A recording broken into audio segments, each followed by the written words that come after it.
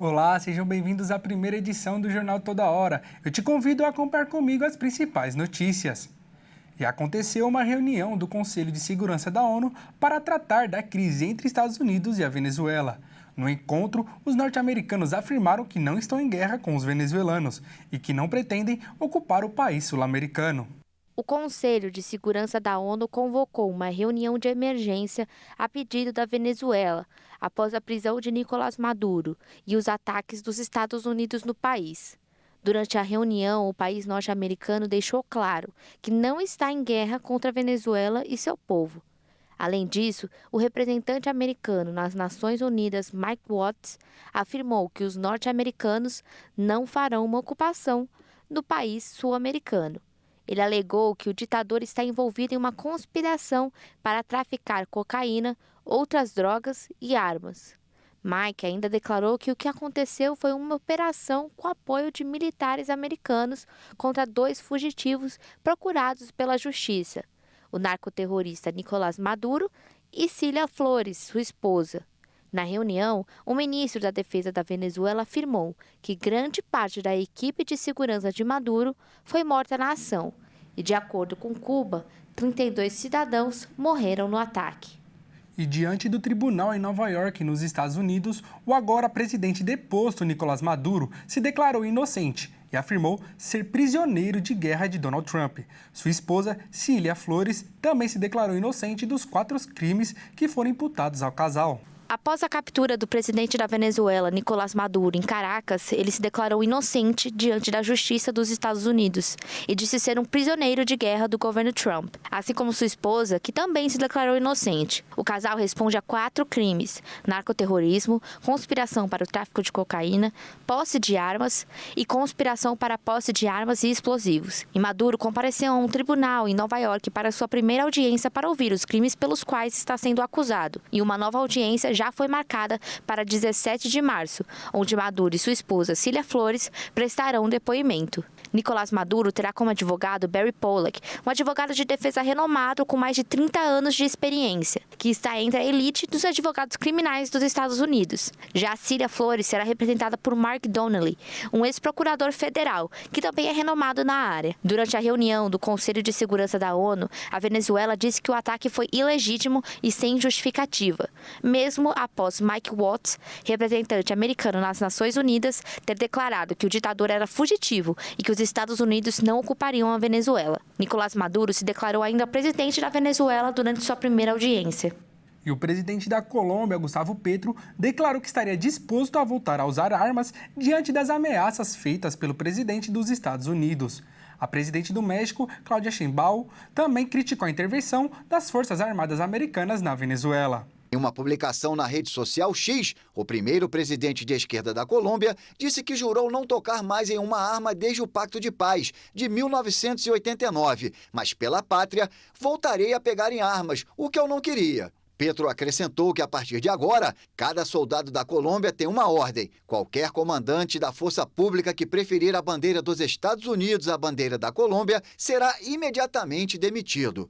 Trump afirmou no fim de semana que Petro deveria cuidar de seu traseiro, depois que o presidente venezuelano deposto Nicolás Maduro foi capturado em Caracas e levado para os Estados Unidos sob acusações de tráfico de drogas e terrorismo.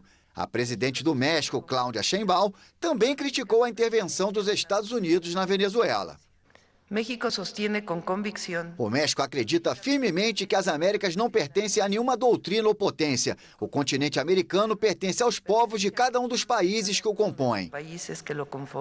A declaração da presidente surge depois de Trump ter descrito a operação para capturar Maduro como uma atualização da doutrina Monroe, a declaração de 1823 do 5º presidente dos Estados Unidos, James Monroe, que afirmava que a América Latina estava vedada a outras potências, se referindo na época à Europa.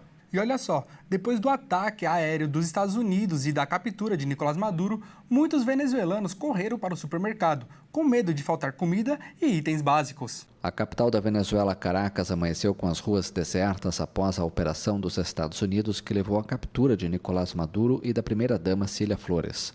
Mas, horas depois, começaram a se formar filas em frente a supermercados. A população teme o desabastecimento em um momento de incerteza política e econômica após as forças americanas prenderem Maduro. Bem, é basicamente instinto. Passamos 6 anos vivendo em escassez e praticamente em filas 24 horas por dia, um dia inteiro, uma vez por semana. Você acaba repondo o que for necessário. No meu caso, precisamos de ovos, farinha ou carne. Com o que está acontecendo, acho que estamos voltando a 2017. Lembro que em 2017 tínhamos que ficar em filas enormes. As filas permaneceram. Acho que esta é a última fila que vou ficar. Peço a Deus que quem quer que assuma o controle de tudo, porque acho que há um cansaço entre o povo venezuelano por causa de tantas coisas que não gostamos. A Venezuela, que tem 30 milhões de habitantes, enfrentou uma crise econômica sem precedentes durante o governo de Nicolás Maduro. O produto interno bruto, a soma de tudo que é produzido na economia, reduziu 80% em uma década. Além disso, o país enfrentou 4 anos seguidos de hiperinflação. E o primeiro-ministro da Groenlândia rebateu a ameaça de anexação feita pelo presidente americano Donald Trump, que insiste que a ilha ártica faça parte dos Estados Unidos. Vamos conferir. Jens Frederik Nielsen escreveu no Facebook: chega de pressão, chega de insinuações, chega de fantasias de anexação. Estamos abertos ao diálogo, estamos abertos a discussões, mas isso deve ser feito pelos canais adequados e com respeito ao direito internacional. Ao mesmo tempo, a primeira-ministra dinamarquesa Mette Frederiksen alertou que se os Estados Unidos atacassem um país da OTAN, seria o fim de tudo. Trump reiterou seu apelo pela anexação da Groenlândia no domingo, poucas horas após a intervenção militar dos Estados Unidos na Venezuela. O apelo reacendeu os temores sobre o território autônomo dinamarquês, que possui uma localização estratégica e importantes recursos minerais ainda inexplorados. Diversos líderes europeus expressaram seu apoio à Dinamarca, parceira dos Estados Unidos na OTAN. A União Europeia continuará a defender os princípios da soberania nacional, da integridade territorial, da inviolabilidade das fronteiras e da Carta da ONU. Esses são princípios universais e não deixaremos de defendê-los, ainda mais se a integridade territorial de um Estado-membro for questionada. Em Pequim, o Ministério das Relações Exteriores da China pediu que Washington parasse de usar a chamada ameaça chinesa como desculpa para buscar ganhos pessoais.